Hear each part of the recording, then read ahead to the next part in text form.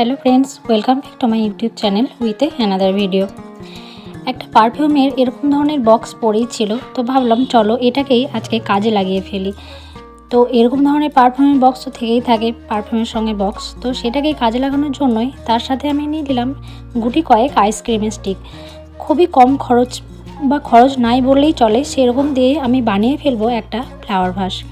তো এখানে যে বক্সটা ছিল, বক্সের সাইড পোর্শনগুলো কেটে দিলাম। আর এরপর যে আইসক্রিমের স্টিক দিয়ে আমি করব, তো স্টিকের মাপ নিয়ে আমি এরপর করব। তো দেখো পুরো ভিডিওটা, আশা করছি ভালো লাগবে। এরকম ধরনের ওয়েস্টার্ন মেটেরিয়াল দিয়ে নতুন নতুন জিনিস যে বানানো যায়, এরকম ধরনের আইডিয়া তোমাদের জানতে হলে আর কিভাবে পুরো জিনিসটা রেডি করছি সেটা দেখতে হলে অবশ্যই ফুল ভিডিওটা তোমাদের কন্টিনিউ করতে হবে। তো চলো পুরো ভিডিওটা দেখে নাও।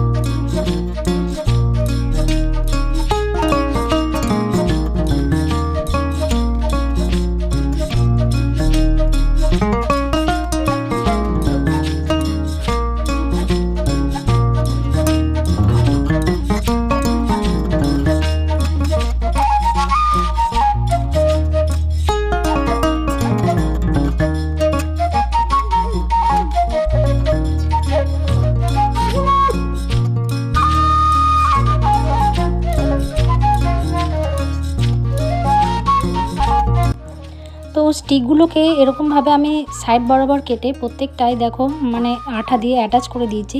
এরপর আমি যেটা করব, এই যে দেখতে পাচ্ছ আইসক্রিমের স্টিকের যে সাইড পোর্শনগুলো কাটা, এখানে আমি বলি তোমাদের যে এই যে স্টিকগুলো আমি মানে এই সাইড পোর্শনগুলো কাটা, এগুলো আমার কাজে লেগেছিলো। ওই যে আমি কোস্টার, তারপরে যে ট্রে তোমাদের সাইডে দেখালাম ছবি, তো এইগুলো আমি বানিয়েছিলাম তখন প্রচুর আমার ওয়েস্টেড এগুলো জমা হয়েছিল। দেখো ওয়েস্টেড এইসব দিয়েও আমি একটা নিচে তোমাদের দেখালাম একটা প্ল্যান্টারও বানিয়েছিলাম।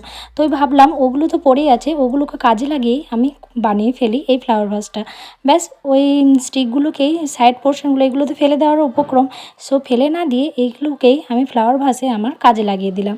ব্যাস এইভাবে আমি সুন্দরভাবে ডেকোরেট করে একটা ফেলে দেওয়া জিনিসগুলো দিয়েই আমি বানিয়ে ফেললাম ফ্লাওয়ার ভাস।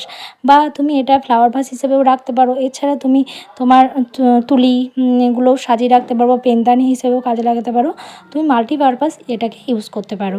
তো ভিডিওটা তোমাদের কেমন লেগেছে অবশ্যই কমেন্টে জানাতে ভুলবে না, আর আইডিয়াটা তোমাদের কেমন লেগেছে অবশ্যই কমেন্টে জানাতে ভুলবে না। তো চলো ফুল ভিডিওটা দেখো আর ফাইনাল লুক অবধি দেখো কেমন লাগছে। তো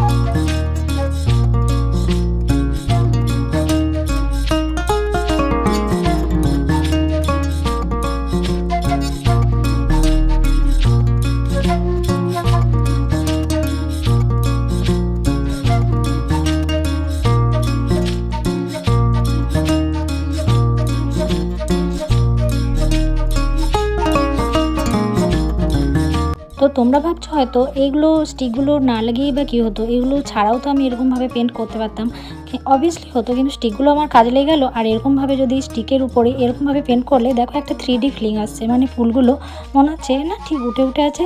তো এই 3D ফিলিং আনার জন্যই আমি ওগুলোকে কাজে লাগিয়ে দিলাম। আর এগুলোকে যে কাজে লেগেও গেলো, আমার ফেলে দিতেও হলো না, দুটোই কাজ হয়ে গেল। তো চলো চলো আজকের মতো টাটা। পরে আসবো নেক্সট কোনো তোমাদের সাথে ভিডিও নিয়ে বা নতুন কোনো আইডিয়া শেয়ার করার জন্য।